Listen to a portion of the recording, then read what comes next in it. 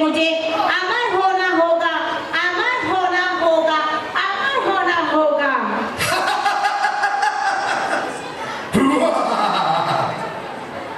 पुत्र, यदि तुम अमर होना चाहते हो तो तुम ब्रह्मदेव की शरण में जाओ, वही तुम्हें अमरता का दान दे सकते हैं।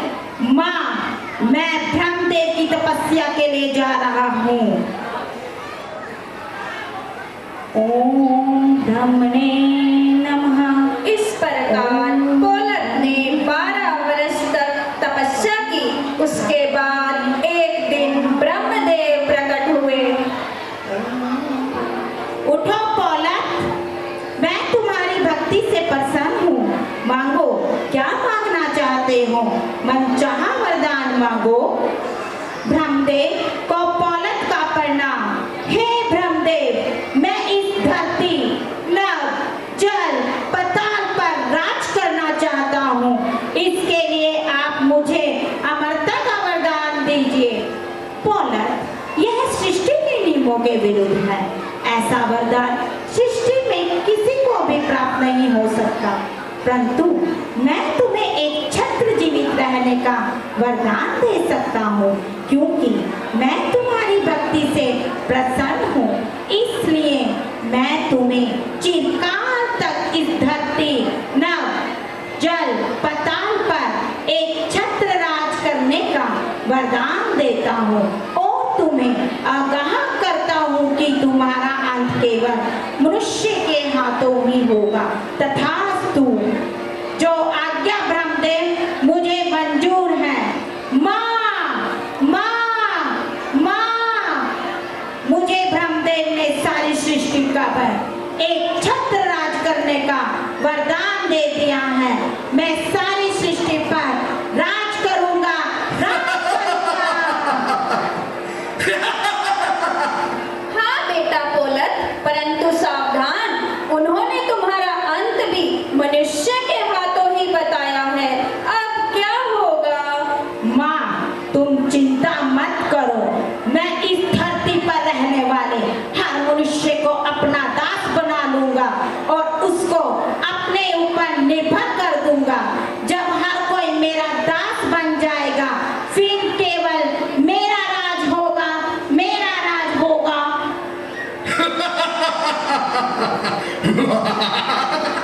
फिर पोलत ने अपना साम्राज्य सारी सृष्टि पर धीरे धीरे फैला दिया और सारे मनुष्यों को अपना गुलाम बना लिया। आज भी पॉलीथीन राज कर रहा है और सृष्टि के विनाश का कारण बन रहा है। सभी प्राणियों को पीड़ा दे रहा है। अब गोरी गाय की ही पुकार सुनो। मैं गोरी गाय, इस पोलत नाम के राक्षस ने मुझे बड़ी पीड़ा दी है। मनुष्य द्वारा दुत्कारे जाने पर मुझे यहाँ वहाँ सड़कों पर अपना पेट भरना पड़ता है। खाने के साथ साथ पॉलीथीन भी मेरे पेट में चली जाती है, जो मेरे विनाश का कारण बनती है।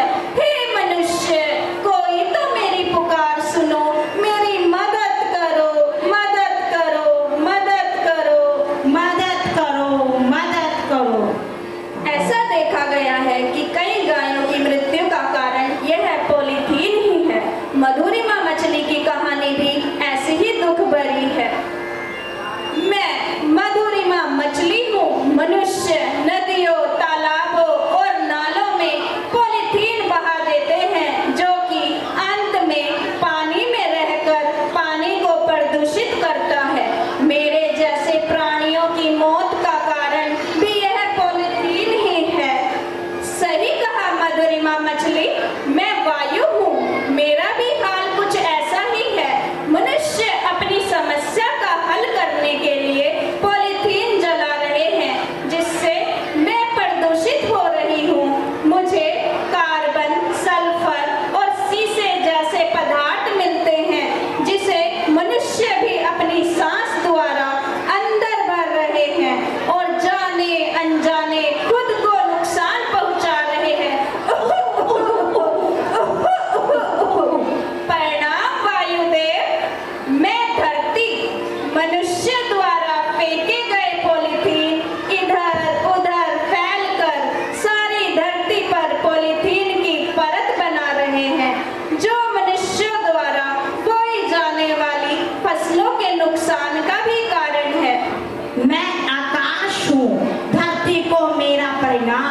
मेरी ओजोन की परत जो मनुष्य को सूर्य की पराबैंगनी किरणों से बचाती है वो भी खतरे में है।